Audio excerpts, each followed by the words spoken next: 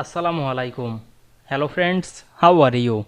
Welcome back to my another video. In this video, I am going to show you how to delete duplicate data in Excel but keep one. Let's get started.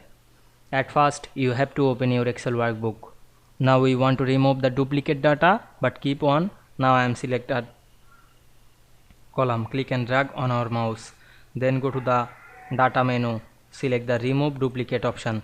We can see here the notification is expand the section, otherwise continue with the current section. Now I am select the continue with the current section, then select the remove duplicate option, then click OK. Now we can see here notification is 1 duplicate values found and 3 removed, 3 unique value remain. Now we can see here 2 duplicate value and automatically removed one and one is kept. Now I am click OK.